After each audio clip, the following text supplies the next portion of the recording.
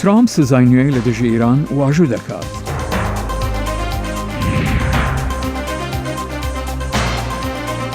هەڵبژاردنەکانی ئیستانبول و گەورەترین شکست لە ژیانی ڕامیاری ئەردوغاندا.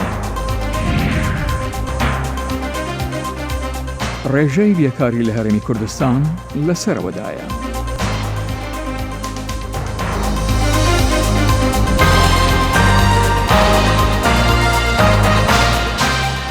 تەماشاچێلێ خۆشەویست سیدەمەتان خۆش لە واشنگتنەوە خۆشاتنەوە ڕای بەڕنامەی کورد کۆنەکشن ئومیدوارم دەمێکی خۆش وەلمان بوونە سەر. بە سڵاو و ڕێزین گەرم. پشتی ژێریشەکە لە دژی ئیرانی لێڤە بووی سەرۆکی ئەمریکی دۆنالد ترامپ فەرمانە گەڕەکنوو یا جزان لەسەر ڕێبەرین ئیرانی دانان. کار بەدەستین ئەمریکی دیبێژن ئەو دێ دانوستاندنان بە ئیرانی ڕە بکن لێ بێی مەرجین پێشوەخت لە هەمان دەمژی لە تەهرانی کار بەدەستان گوت ئەو دانوستاندنیان بە ئەمریکا ڕناکن ئەگەر جزایان نەهێلینن. ئابووری ئێران بەردەوام کەوتۆتە بەرگورزی سزاکان لە وەتای ساڵی پار کە سەرۆکی ئەمریکا دۆناڵد ترامپ لە ڕێکەوتنامەی ناوچی ساڵی 2015 دەرچوو. وا دیارە سزای تریش دادەسەپێندرێن. ئەو گەماروانەی لە ڕێی فرمانێکی جێبەجێکردنەوە دەسەپێندرێن کە لەوە دامواژوی بکەم ڕێگری دەکات لە ڕادەستگەیشتنی ڕابەری باڵا و هەروەها ئۆفیسی ڕابەری باڵا و ئەوانشی لە نزیکەوە پەیوەندیان بە ڕابەری باڵا و ئۆفیسەکەیەوە هەیە بە سەرچاوەکانی دارایی. دووشەممە ترامپ فەرمانی گەڕشی تری سزای نوێیدا دوا بە دوای راپۆرتەکانی چەند ڕۆژ پێشتر کە گوتیان ئەمریکا هێرشی سایبری کردوتە سەر ئەو کامپیوتەرانەی دەستگای زانیاری ئێران بەکاریان دێنن. تاران هێرشەکانی بە پێشێلی یاسای نێونەتەوەی ناوبرد و ناپەسەندی گەڕی نوێی سزاکانی کرد. ئەرێ هیچ سزای دیکە ماوە کە ئەمریکا بەسەرماندا بیسەپێنێت کە بەم دواییانە یان لە 40 ساڵی ڕابردوو بەسەرماندا سەپاندویانە. ئەرێ هیچیشیان لەم سزایانە دەستکەوتووە؟ بەڕێوەبەراتی ئەمریکا سزای داناوەتە سەر باڵاترین دەسەڵات لە ئێران عەلی خامنەیی کە لۆمەی ئەو دەکات لەبەر ڕەفتارە دوژمنکارەکانی ڕژێم. هەرچەندە هێندێک لە چاودێران گومان دەکەن سزاکان کاریگەر بن و دەڵێن وێ ناچێت کەوا خامنەیی ئەو ڕێگاداراییانە بەکاربێنێت کە لە ژێردەسەڵاتی قانونی ئەمریکادا بن. بۆ کەسانی دەڵێن ئەمانە هەر تەنها سمبۆلین نەهەرگیز وان نییە. ئێمە توانیمانە ڕێگە لە دەیان ملیارد دلار بگرین. ئەم سزایانە خەڵک و دامەزراوەی تری زیاتریش دەگرنەوە. ئەوانەی پارەیان بۆ دەشارنەوە. جا هەر بۆیە دەڵێم نا. بە پێچەوانەوە ئەم سزایانە کاریگەری زۆریان هەن. ترامپ هەفتەی ڕابردوو بانگەشەی دەکرد بۆ ڕاگررتنی ئەوەی بە شەڕەکانی بێکۆتایی ناوی دەبردن بڕیاری پەلاماردانی بۆ سەر ئێران لەسەر خستنە خوارەوەی فڕۆکەیەکی بێفرۆکەوانی ئەمریکا ڕاگرت. ئێمە حەز دەکەین بتوانین دانوستان لەسەر سەودایەک بکەین. جا ئەگەر ئەوان ئەوەیان نەوێت ئەوەش ئارەزوی خۆیانە. لە هەمان کات وەزیری دەرەوەی ئەمریکا مایک پامپێیۆ لە ناوچەکەیە و خەریکی دیدار و چاوپێکەوتنە لەگەڵ ڕێبەرانی وڵاتانی هاوپەیمان وەک عەرەبستانی ساودی و ئیماراتی یەکگرتووی عەرەب بۆ پێکهێنانی هاوپەیمانەتیەک بە دژی تاران. ئەو دەژڵێت ئەمریکا ئامادەیە بەبێ مەرج دانووساندن لەگەڵ ئێران بکات بە ئامانجی خاوکردنەوەی گرژیەکان. کاربەدەستانی ئێران ئاماژەیان بەوە داوە ئامادەی گفتوگۆن ئەگەر ئەمریکا سزاکان هەڵگرێت. ئێران لە ڕۆژی سێشەمە لەسەر تەلەڤیزیۆنی دەوڵەتی وەڵامی بە ڕێوەبەرەتی ترامپی دایەوە سەبارەت بە سزانیوەکان لەسەر ڕێبەری باڵای کۆماری ئیسلامی و کاربەدەستە باڵەکانی تر. وتەبێژێکی وەزارەتی دەرەوە دەڵێت کردداری سەرۆک ترامپ بە واتای داخستنێکی هەمیشەییە لە کاری دیپلۆماسی لە نێوان تاران و واشنگتن و واشنگتن دەڵێت پێوانەکە بە مەبەستی فشار دروستکردنە بۆ ئەوەی ئیران دەست لە بەڕامەی ناوەکی و یارمەتیی دانی گروپە میلیشەکان هەڵگرێن. و سەرۆکی تورکیا ڕەجەب تایب ئەردۆگان ڕاستی مەزنترین شکستنی دەبا بەسەرکەتنا نەیاری ئەک پارتیە نامزەتی جەهاپێ دن و هەڵبژارتنین شارەداریە باژارێ ئەستانبولێدا سەرکەتنا ئەکرەم ئیمام ئۆگلۆ دیجارە دووەم یا هەڵبژارتناندا گەلێکی سەرکەفتی تر بوو ژە گەڕا یەکەم کو لە مەها ئاداری هاتبووکرێن. بە هەموو پیڤانان سەرکەتنا ئەکرەم ئیمامۆگلو دەربەک بوو بە سەرۆک ڕەجەب تایب ئەردۆگان و پارتیاوی بکەوە. ئەڤە 25 ساڵن ئاک پارتی شارەداریە ئەستانبولێ بڕێوە دەبە. سەروەری ڤەتگەڕە بوو گەل ئەف زەڵالە ئەمێ چ جاران vêj bîr nekin ئەمێ sibê dest pê bikin ku pir kar bû Stenbolê bikîn ez sûzê didim û hemiyan ku gelek kar bikîn گرانیا derba bi AK Partî û Serok Erdogan ketî dû beramber bû ji ber ku din û hilbijartinan de İmamoğlu 700,000 dengên pitir ji namzedê AK Partî bin Elî Yildirim birin. Di hilbijartinên yekiyê de li Mehasê Adarê bi tinê 13,000 dengên pitir birbûn. Carekê Erdogan digot yê ku hilbijartinên Stenbolê bibe, hilbijartinên Tirkiye dibe. Wî bi Twitterê pîrozbahî li İmamoğlu kir. Lê Yildirim Serokwezîrê berê di navpiştevanên xwe de pênasîn bi şikestina xwe kir û hîviya paşerojeka geş ji Stenbolîyan re xwest. Tagirên AK Partiyên Xort şikestina partiya xwe di hilbijartinên Stenbolê de qet nedîtine. Evet, oyumu... Ez 23 sale li Stenbolê dijîm. Ferqa di navbera berê û an nihada dibînim. Rê, nexweşxane, alîkariyên civakî û aborî û hemû tiştên din pir rehet e. Min bi çavekî vekirî û dîtinê dengê xwe da bînalî Yildirim. Şerezadî bêjin li Stenbolê û çend bajarên dî jî her namzedekê dengderên Kurd piştevanî lê bikin ew wê ser bikeve. HDP Partiya Serbikurdan namzed ji bo şaredariya Stenbolê nebû. Ciwanên Kurd çavêjin em difikirin em zanin gom çi bikin. Beriya pêşî jê me zanin CHP çanî serê me çi sawtê xwe destê xwe rakirin. Ser CHP anî me got bêcayê bila de giş bin tiştin. Me pevre rêkedî çikir. Laya ser xêrê ve em hemû pevre. Pervîn Boldan hevseroka HDP di Twitterekê da nivîsandiye serketin ya HDP û Kurdan bû. Berova jî demê redkirina hilbijartinên şaredariya Stenbolê li Mehasê Adarê û biryara nû hilbijartinan ev sê rojin her kes pesna demokrasiyeta Tirkiye dide. Bu toplum özgürlüklerle buluşacak. Ev civake dê azadiyê bihê pêşwazî kirin û tiştên çewt hatine kirin dê bihên serast kirin hûnê vê bibînin. Min bawerî bi xelkê me heye û ez wê bawerê dama ku xelkê me jî bawerî bi demokrasiyê heye. Bû serokê me Tayyip Erdogan û rikaberê xwe û yên pîrozbahiya min kirine supasên xwe pêşkêş dikim. Demokrasî dê were Stenbolê yekrêzî û biratî her tişt wê pir hêja be. Herkes wê bibîne. Piştevanên AKP wê bibînin û baweriyê bidin İmamoğlu. Herçava Partiya Erdogan 25 ji jimara 30 kursîkên şaredariya Stenbolê di dest dane û ew piraniye. Lewan piştevanên wê bawer dikin İmamoğlu şaredarên nû hilbijartî dê rastî dijatiya xwe bibe û nikare bernamên xwe cêbicê bike. سیاست کارتێکی قۆماربازیە کە جار هەیە دەبێتەوە و جارش وایە تووشی دۆڕانە دەکات کە هەموو بە کار و کردارەکانتەوە گرێدراوە تا چەند لە پێناوی گەل و بەرژەوەندی هاوڵاتیان و نیشتمانە ئەگەنە بەگەلە کۆمەکی شکست پێدێنن.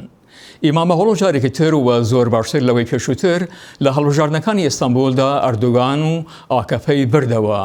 لێکۆڵەران دەڵێن بردنەوەی ئیمامۆغڵۆ بردنەوەی ساڵی 94 ئەردۆگان بەیادێنیتەوە بۆ شارەوانی ئێستانبول و بۆ ئەوەی بزانین چما کاندیدی ئاکەپە لەم هەڵبژاردنە دۆڕا ڕوودەکەنی لای دکتۆر کامران منتک مامۆستای زانستە ڕامیاریەکان لە زانکۆی ساڵەحەدین کە ڕاستەخۆ لە ڕێگای سکایپەوە لە هەولێری پایتەخت لە گەڵماندایە. دکتۆر کامران خۆشەتن بۆ بەڕامەی کورد کۆنەکشن. ئەردۆگان ساڵانێکە وەکو شیکەرەوان دەڵێن زۆر جار بێگوێدانە و بگرە مەلهۆرانش کاری کردووە. تا چەند ئەو ژورە ڕێباز و کردارانەی چ ئۆردەگان و یان ئاکەپە هۆکار بوونە لە شکستیان یان ناچەند لەسەر زیرەکی جەهەپە و ئیمامەغڵۆ ڕابەستا بوو بۆ بردنەوەی دەنگی ئێستانبولیەکان. بەڵێ سەرەتا ئەو سیاسەتی کە ئەردۆغان لە ناوەوەی وڵات و لە دەرەوە پیادەی کرد کاریگەریەکی زۆری هەبوو لەسەر هەڵوێستی دەنگدەرانی ئەستەمبۆل لەو هەڵبژاردنەدا. لە ناوەخۆی تورکیا دیارە ئەردۆغان پەلاماری کوردستان دەدا و هێرش دەکاتە سەر ناوچە کوردیەکان و شەڕێکی سیاسی دژی هەموو دژەبەرەکانی خۆی نابەوە. لە دەرەوەش دیارە ئێمە دەبینن تورکیا بەرەو قەیرانێک بردووە کە لەگەڵ زۆربەی وڵاتەکانی هاوسێ لە پەیوەندیەکی دژواردا ئەمە جگەلەوەی کە ڕۆژ بە ڕۆژ تورکیا لە سنگەری ئەوروپا دوور دەخاتەوە لە سەرکەری ئەوروپا و ڕۆژاوە دوور دەخاتەوە بەرەو سنگەری ئیسلامیزم و بەرەوسانگری ڕۆژهەڵاتی دەگەڕێنێتەوە ئەمانە هەموو کاریگەری خۆیان هەبوو بەڵام لەو هەڵبژاردنە ئێمە دەزانینکەوە ئەو هاوپەیمانیت ناڕاستە و خۆیانەی لە نێوان هێزەکان دروست بوو بە تایبەتی لە نێوان زەهەپە و هەدەپەدا کاریگەریەکی بەرچاوی هەبوو سەوجی کوردی نیشاندا کە دەتوانێت لە شارێکی وەکو ئەستەمبۆل کە دەتوانین بە پایتەختی ڕاستەقینەی تورکیا هەژمار بکەین بتوانێت ئەو دەرەنجامانە بەدەست بێنێ و کاریگەری دکتۆر دیارە کورد ڕابردوو جەهەپەی لەبیر نەچوێتەوە چۆن دەڕوانەوە خۆدا مەرجەت پێکرد ئەم هاوپەیمانیە ژێربەژێری هەدەپ لەگەڵ جەهەپە ئایا کارێکی ژێرانە و زیرەکانە بوو و ئێستاکە ئیمام ئۆغڵۆ و جەهەپە کە بردیانەوە بە چ شێوەیەک لەوانەیە قەرەبووی کورد بکەن؟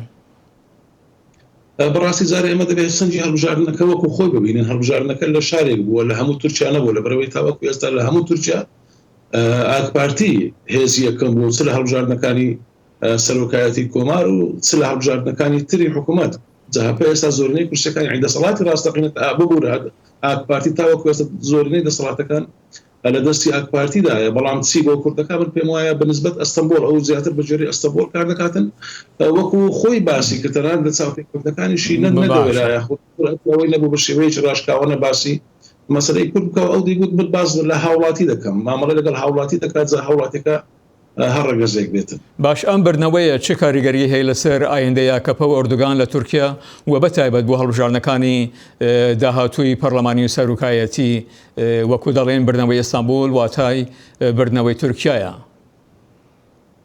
بێگومان کاریگەری خۆی دەوێت بە تایبەتی ئەو بردنەوەی هەڵبژاردنە دیارە قۆناغێکی سەرەتاییە لە قۆناغی دواتر دەسەڵات کاتێک دەکەوتە دەست جەهەپە و لە شارێکی وەکو ئەستەمبۆل ئەو فایل و لاپەڕانە هەڵداتەوە کە لە ماوەی ڕابردوودا ئاک پارتی دەسەڵاتی پێکردووە بۆیە ڕەنگ بێتن زۆر دۆسیەوە هەڵبدرێتەوە کە لە 2000دا کاریگەری لەسەر تەنگەری تورکیا بکات بۆ هەڵبژاردنەکانی ئایندا.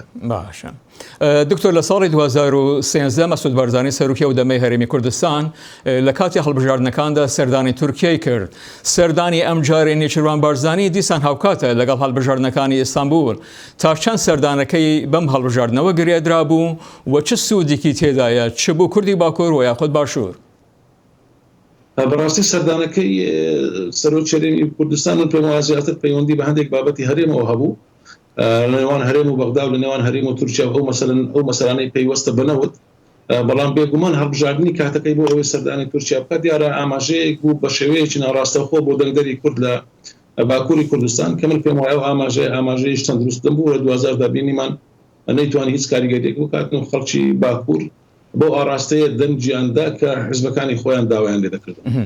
دورانی ئاکەپە لە ئەستەمبول چه کاریگەریەکی لەسەر ئایندەی ئەردوگان و ئاکەپە بەو پێی عەبدوڵڵا گۆل ئەلی بابەجان و داوودۆڵۆ بە نیازی پێکەنانی پارتێکی نوێدان؟ بەڕاستی سەرەتای شکستێکی سیاسیە دیارە ئەگەر بێت بە خۆی دانەچێتەوە و لە ماوەی ڕابردوودا نتوانێت سیاسەتی خۆی چ لەسەر ئاستی ناوە چ لەسەر ئاستی دەرەوە بگۆڕێ بێگومان شکستی تری بەدوادا دێ بەڵام ئێمە وەکو کورد لە هەموو حالەتەکاندا دەبێت ئەوە بزانین کە ئەو گەمە سیاسیانە گەمەی ناوەخۆن مەسەلەی کورد مەسەلەیەکی ناوەخۆی تورکیا نییە مەسەلەی کورد پەیوەندی بە مەسەلەیەکی هەرێمی مەسەلەیەکی نێودەوڵەتیە بۆیە ئەو نەخشە سیاسی کە تورکیای لەسەر داڕێژراوە سیستەمی سیاسی هەر چۆنێک بێتن چ علمانی بێت سیستەمێکی ئیسلامی بێتن لە 2000 دەکەوێتە ژێر کاریگەری سیاسەتی دەوڵەت کە بریتە لە پاراستنی ئەو دۆخە جیۆپۆلیتیکیی کە لە ماوەی دوای جەنگی جیهانی یەکەمەوە داڕێژراوە بۆیە کورد دەبێت زیاتر لەسەر ئاستی گەمە نێودەوڵەتیەکان و لەسەر ئاستی هەرێمایەتیدا هەوڵدا چارەسەری مەسەلەی خۆی بکات خود مامەڵە لەگەڵ کێشەی نەتەوەکەی خۆی بکات کێشەی کورد لە باکووری کوردستان و لە پارچەکانی تریش کێشەی هەڵبژاردن کێشەی دیموکراسی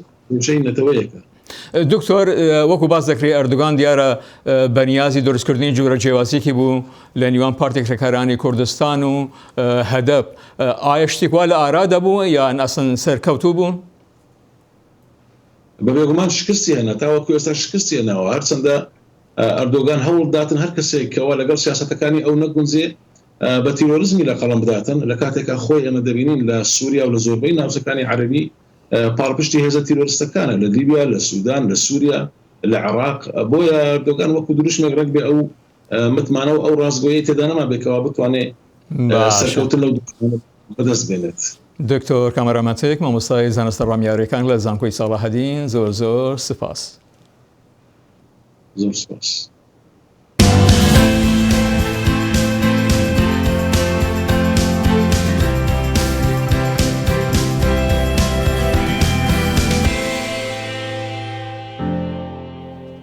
و هێشتا هەردوو پارتیە سەرەکیان هەرێما کوردستان عێراقی جودایی هەنە لەسەر دانانا پارێزگاری باژاری کەرکووکی ئەف جوداهیژی بوونە سەدەمێ پاشخستنا پێکئینانا کابینەیە حکوومەتە هەرێما کوردستانی یەکیتی گەفا بەشداری نەکردنی دیکە دە حکوومەتێدا ئەگەر پارتی هەفکار نەبەدە دانانا پارێزگارێک و ئەو دخوازن.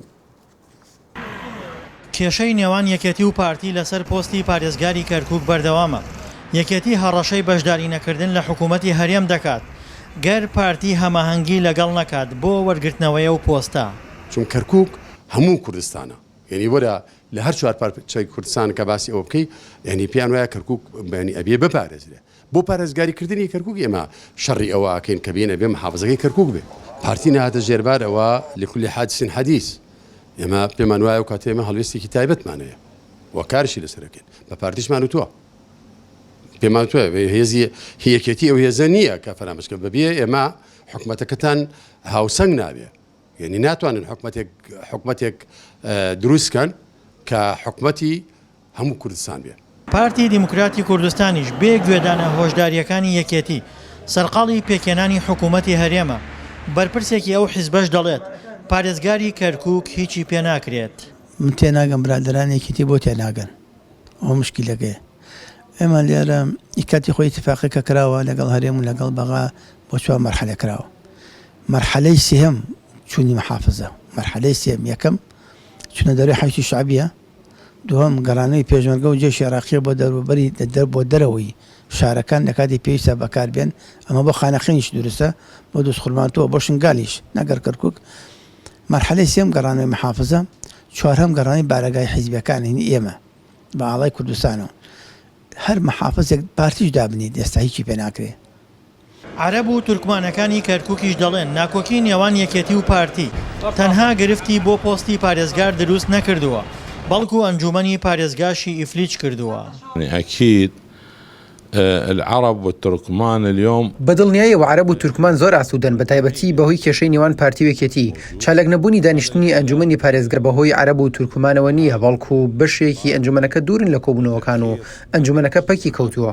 ململانەی نێوان یەکێتی و پارتی لەسەر پۆستی پارێزگاری کەرکووک کاریگەری لەسەر ناوخۆی هەرێمی کوردستانیش هەبووە و ئەو دوو حیزبە ململانیەکانی کەرکووکیان بۆ هەرێمیش گواستۆتەوە. دڵشادەنوەر دەنگی ئەمریکا کەرکووک. لە هەرێمی کوردستان و بە تایبەت دوای تەنگەشەکانی ئابووری چەندین ساڵانی ڕابردوودا هێشتا زۆری لە هاوڵاتیان بێکارن. خۆرت دەبێژن ئەو یان کار بەدەستوان ناکەوە ژیان ئەو کارن و کرێیاوان کێمە. گەرچی پسپۆڕان پیان وایە کە ئامارێکی دروست و ورد لەسەر ڕێژەی بێکاری لە عێراق و کوردستاندا نییە بەڵام ئامارەکان پێمان دەڵێن کە ڕێژەی بێکاری لە عێراقدا نزیکەی 14% و لە هەرێمی کوردستانیشدا نزیکەی 11%. قەیرانی ئابووری لە ساڵانی ڕابردوودا بووە هۆی داخستنی چەندین کارگە و شوێنی کارکردن و ئەوەش سەری کێشا بۆ ئەوەی هەزاران کەس کارەکانیان لەدەست بدەن و بێکار ببن. وەکو چۆن نیسبەتەکەش بەڕاستی ئامارێکی دروستی تەواو نییە ئێستا زۆرجار باسی لە سایدا تا 11 ئەوانە ئەکرێ بەڵام ئامارێکی دروستە ئەسا بڵم لای ئێمە بەو عەدەدە دیاری نەکراوە چونکە لەوانە خەڵکانێکی زۆر بێکار هەبن و ناوێن تۆمان نەکرابێت و سەردانی شوێنەکانیان نەکردبێ یا کارەکانیان لەدەستدا و ئاگاداری لایەنی پەیوەندیداری نەکردوەوە کە بێکار بووە. هاوڵاتیان و بە تایبەتیش چینی گەنجان نیگەرانی خۆیان لەبارەی دیاردەی بێکاریەوە ئەخەنە ڕوو باز لەوە دەکەن کە هێنانی ژمارەیەکی زۆر لە دەستی کاری بیانی بۆ هەرێمی کوردستان لەلایەک و مەرج و موچەی ناپەسەند ڕێگرێت لەوەی کارێکیان دەست بکەوێت تاکو ببێتە سەرچاوەی بژێوی ژیانیان. وەڵڵاهی زۆر بێکارین لەوەتی ئەلەم شارەیان بەبوونی ئێمەوە زۆر بێکارین تێگەیت ئەچین بۆ مەطعەم ئەچین بۆ هەموو شتێکە داوای کە ئیش و شتەکەین ئیشی بێ ئێمە ناکەن هەتاکو نیپاڵی و بەنگەلادیشی و سینی واستا بێت ئیشی بە خەڵکی شارەکەیان ناکەن بە نسبەتی خۆمانەوە کە ئێمە خەڵکی ئەم شارەیان گەنجی ئەم شارەیان زۆربەتەی خۆمانە ئەوە تا بێ ئیش و بێ کار کەوتوین تێگەیت بەچی بووە حانامان بردووە جار وایە تەبەتۆرێکماندانەوە ئاوە فرۆشین هیناکەین فی سەبیلی ئەوە کە نەگەینە بارێکی ئەوە تووشی مەشاکل و شت بیت بچی لە دوکانێکەوە دنیای مەرجە بۆ داوانێ اینجا بکە پارەیەکی کەم اینجا بە زۆریش نێرینەیان ناوێت مێرینەیان نەوێت ئەویش اینجارێن بۆ نمونە لە ئێرانەوە خەڵێکیت ئەوێ بە هەرزادر وەک لێرە ئیشاکات ئەوەش بۆ نمونە عەرەب ئێرانی فارس سووری ئەوەش بێکاری زیادر لێرەکەی نەکەن بۆ نمونە برادرێکم هەیە لە هەشتی بەیانیەوە هەتا وەکو هەشتی شەو هەشتی ئێوارە ئیشەکە بە 12,000 ئەوە بەشی بژێوی ژیانی ناکە نە هەر بە تەنیاگە خۆشی بێ ماڵ مناڵ بگمێنێ بەشی ناکە هەزار هەی وەکو ئەو هەیە لێرە لە ئێستادا بەڕێوەبەرایەتی کار لە سلێمانی بە هاوکاری ڕێکخراوی جیایزێدی ئەڵمانی هەستاون بە ئەنجامدانی پرۆژەیەکی هاوبەش بە کۆکردنەوەی داتا و زانیاری لەسەر بیاکارەکانی سنووری پارێزگای سلێمانی و هەڵەبجە و هاوکاریکردنیان لەوەی بتوانن لە کەرتی حکومی و کەرتی تایبەتدا کارێک بدۆزنەوە. ڕێباز مەجید، دەنگی ئەمریکا، سلێمانی. ئەگەرچی پاقژیا ژینگەهێ پرسەکە جیهانیە لێ لە عێراقی بووە کێشەیەک مەزن و ژ دەست دەرکەتیە. عێراقیەکان هێشتا تووشی لە ناوچوونی پێوەڕەکانی ژینگەن بەهۆی بوونی خەرمانانێک لە پیسایی و خاک و خاش لە خێوانەکان و دووکەڵێکی زۆر بە ئاسمانی پایتەختی عێراقدا دەسۆڕێتەوە. خۆڵ و خاشاک سووتاندنی بەغدای پایتەخت تەنگی بە خەڵکی ئاسایی هەڵچنیوە ئەوانەی هەژاری وای لێکردوون لە دەوروبەری ئەو خۆڵ و خاشاکە لەگەڵ خێزانەکانیان ژیان بەسەبرن بەڵام خۆوتنی بە کولەمەرجی و ترس لەوەی منداڵەکانیان تووشی نەخۆشی ببن. لە زەعفرانی نیشتەجین بەرامبەر سەربازگەی ڕەشید نزیکەی دەڕۆژێکە ناتوانین تێر بخەوین یان لە ماڵەکەمان بینە دەرەوە ئەو دووکە لە ڕەشە شەو ڕۆژ بەردەوامە نازانین ڕوو لەکوێ بکەین کە دەچینە لای دام و دەستگا حکومەکان پێت دەڵێن بڕۆ خوا گەورەیە. هێشتا لە عێراق لە ناوبردننی خۆڵ و خاشاک بەڕێگەیەکی کۆن بەڕێوە دەچێت دووکەڵی ئەو فرنانەی خۆڵ و خاشاکی تیا دەسووتێنن ئاسمانی تەنیوە لە بەرامبەردا خەڵک ناچارە هێشتا لە نزیک ئەو شوێنانەوە سەرقاڵن بە کارەکانیانەوە پێش ناچێت بەم زوانە ئەو گرفتەیان بۆ چارەسەرکەن. ڕێگەی چارەسەری ئەم دەرهاویشتانە لە ڕێگەی دەوڵەتەوە دەبێت بکرێت ئەویش بە داوینکردنی فڕنی نوێی سووتاندن بەم فڕنا کۆنانە ناتوانانی کۆنتترۆلی دووکەڵ و دەراویشتە خراپەکانی بکەین فڕنی تازە دەراویشتەکانی ناگاتە لە 5% هەرنیەتی سوتەمەنی فڕنەکانیش نەوتی ڕەشە لەبەرەوە ئەو دووکەڵەی هەردەبێت. بەکەمی لە بەغدای پایتەختی عێراق ئاسمانێکی ساپ و گەشت دەبینی بەهۆی پیسبوونی ژینگەوە ئەو دووکەڵە ڕەشەش کە ڕۆژانە دەخرێتە ئاسمانەوە پێدەچێ پەیوەندی هەبێ بەکەوتنەوەی هەندێک نەخۆشی درێژخایەن. بەداخەوە دەڵێم شوێنی خۆڵ و خاشاک کۆکردنەوەی تەندروستمان نییە ئەوەی هەیە شوێنی هەڕەمەکین و خۆڵ و خاشاکی تیا کۆ دەبێتەوە حکوومەت لە هەوڵدایە کە یاسای سنتەری خۆڵ و خاشاکی نیشتیمانی دەربکات تاوەکو بە فەرمی شوێنێکی ستانداردمان هەبێت. نەبوونی ڕیسایکلین و ڕێگەی لە ناوبردننی خۆڵ و خاشاک بە شێوەیەکی زانستیانە و سەردەمیانە هەر بەتەنها لە بەغدای پایتەخت نییە بەڵکو ئەوە گرفتێکە زۆر شاری عێراقی گرتوێتەوە. یحیا بەرزنجی دەنگی ئەمریکا.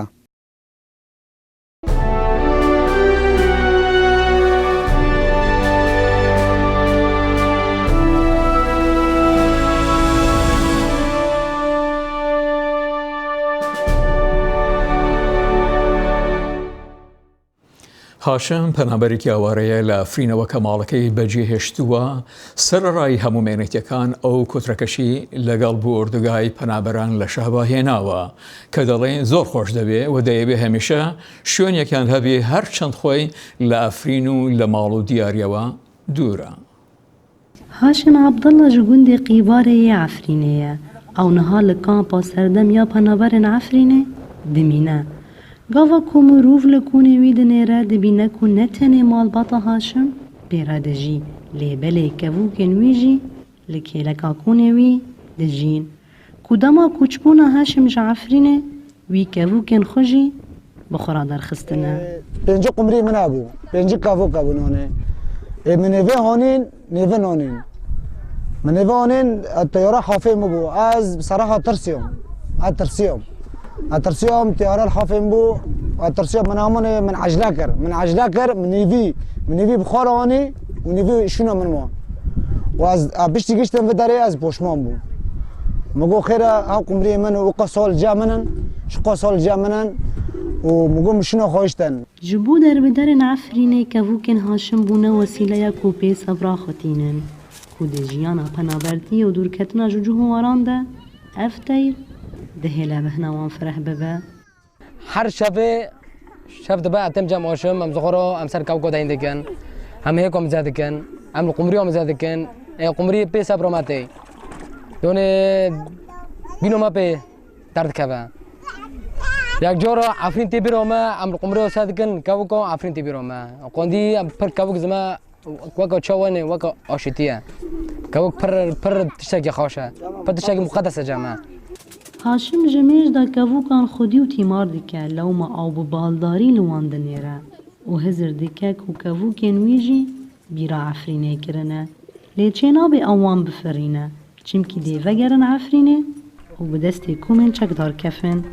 Lewma wî per û baskên wan kurd kirine. أنا قمرة جا من هنا أنا وكيم ورا قوتي أنا قمرة أزفردا باردم يعني حتى بي حيوانك ساقا حتى بي حيوانك أزفردا باردم يارن عفرين مالي خو ناز دقاني حيواني حتى بونك مالي خو ناز دقاني أم قشبار بنا دار بنا يعني حتى كبون حيوانازي هذي وابنا أنا جا من هنا چندك حش دوك هنا باردم يارن عفرين أنا غازم كو هرزي دست زاوية كفني چتو كفن أنا غازم Her penaberekî ji Efrînê serpêhateyeke wî ya balkêş heye ku di bîranîn yan jiyankirina wan de gelek wate û çîrok jî hene. Kevûkên Haşim jî ku semboleke aştiyê ne li xerêbiyê bi hesreta darên zeytûnan û zûzanên çayê kurmêncin. Newrûz reşa dengê Amerîka şehba. هەلبەت جای تو زانی تۆ تەواژی کۆچبەر دەبن مشتەق دەبن پەنابەر دەبن لێوەژی ڕەنگەی کۆچبەریا بزۆرەیەک و ئەف کەڤۆکێت هاشم دگەلوی کۆچبەر بوونە بزۆرە ژە ئەفرین دەرکەتنە و دکەمپاندا دژین ئاخۆ بە ئازادی بۆ شوێ لە ئەفرین دەفرین نێژ دەفرن پێم وایە دیارە بە ئازادی دەفرن فڕیناتە تەوانان حتى ڕادەیەکی ئەو ئازادی وان هەیە بەڵکی گیان لە بەرێدی نەبێتن بێ چەندێم تێن دماهەیە بەرنەما کورد کنەکشن هەتا ڕۆژە ئەینی و بەرنەمەیەکە دی هەر شاد و بەختەوەر بن و خدا حافظ بمێرە خۆش.